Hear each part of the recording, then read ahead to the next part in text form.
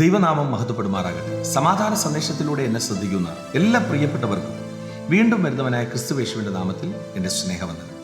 യോഹന്നാൻ എഴുതിയ 2-ാം ലേഖനം 1-ാം അധ്യായം അതിൻ്റെ 8-ാമത്തെ വാക്യം, ഞങ്ങളുടെ പ്രയത്നഫലം കളയാതെ പൂർണ്ണ പ്രതിഫലം പ്രാപിക്കേണ്ടതിന് സൂക്ഷിച്ചുകൊള്ളി.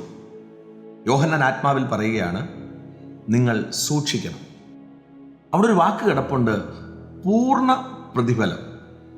അപ്പോൾ പ്രതിഫലവുമുണ്ട്, പൂർണ്ണ പ്രതിഫലവുമുണ്ട്. ഒരു പൂർണ്ണതയ്ക്കകത്തെത്താൻ വേണ്ടിയിട്ട് യോഹന്നാൻ സഭയോട് പറയുകയാണ്, നിങ്ങൾ സൂക്ഷിക്കണം. സൂക്ഷിക്കണം എന്ന് പറയുന്നെങ്കിൽ അതിൻ്റെ അർത്ഥം, പ്രിയരെ, നമ്മൾ തെറ്റിപ്പോകാൻ ഒത്തിരി സാധ്യത ഉണ്ടെന്നാണ്. 7-ാമത്തെ വാക്യത്തിൽ പറയുന്നുണ്ട്, യേശുക്രിസ്തുവിനെ ജഡത്തിൽ വന്നവനെന്ന് സ്വീകരിക്കാത്ത വഞ്ചകന്മാർ പലരും ലോകത്തിലേക്ക് പുറപ്പെട്ടിരിക്കുന്നുവല്ലോ. വഞ്ചകനും എതിർ ക്രിസ്തുവും ഇങ്ങനെയുള്ളവരാകുന്നു. അപ്പോൾ സൂക്ഷിക്കാൻ പറഞ്ഞതിൻ്റെ പ്രധാന കാരണം, യേശുക്രിസ്തുവിനെ ജഡത്തിൽ വന്നു എന്ന് അംഗീകരിക്കാത്തവർ, പച്ച മലയാളത്തിൽ പറഞ്ഞാൽ ക്രിസ്തുവിനെ അംഗീകരിക്കാത്തവർ. അങ്ങനെ ഒത്തിരി കൂട്ടരുണ്ട്.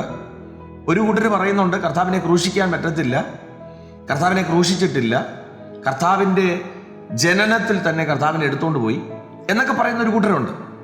എന്നാൽ കർത്താവ് ജഡത്തിൽ വന്നു എന്ന് വിശ്വസിക്കാത്തവർ, അതിൻ്റെ അർത്ഥം ജഡത്തിൽ വന്ന കർത്താവിൻ്റെ ക്രൂശീകരണം വിശ്വസിക്കാത്തവർ, കർത്താവിനെ ഉൾക്കൊള്ളാതെ എന്തേലുമൊക്കെ പറഞ്ഞിട്ട് സുവിശേഷം എന്ന് പറഞ്ഞ് നടക്കുന്ന ഒത്തിരി പേരുണ്ട്. അതിൻ്റെ 9-ാം വാക്യത്തിലൊക്കെ പറയുന്നത് ഇങ്ങനെയാണ്, അവർക്ക് ദൈവം ഇല്ല. ദൈവം ഉള്ളവൻ എങ്ങനെയാണ്? പിതാവിലും പുത്രനിലും വിശ്വസിക്കുന്നവന് ദൈവമുണ്ട്. ഈ സന്ദേശം കേൾക്കുമ്പോൾ പ്രിയരെ, നമ്മുടെയൊക്കെ ജീവിതത്തിനകത്ത് ക്രിസ്തുവിനെ അംഗീകരിക്കാത്ത, കർത്താവിൻ്റെ ക്രൂശീകരണം അംഗീകരിക്കാത്ത, കർത്താവിൻ്റെ രക്തത്തിൻ്റെ മഹത്വത്തെ അംഗീകരിക്കാത്ത, നമ്മുടെ പ്രതിഫലത്തെ നമ്മിൽ നിന്നും തട്ടിക്കളയുന്ന ഒത്തിരി പേരെ നമുക്ക് കാണാൻ പറ്റും. ഒരു ഭാഗത്ത് ഗലാത്യ സഭയ്ക്ക് ലേഖനം എഴുതിയപ്പോൾ പൗലോസ് പറഞ്ഞൊരു കാര്യമുണ്ട്, നിങ്ങളെ ശുദ്രം ചെയ്ത് മയക്കിയത് ആരാണ്?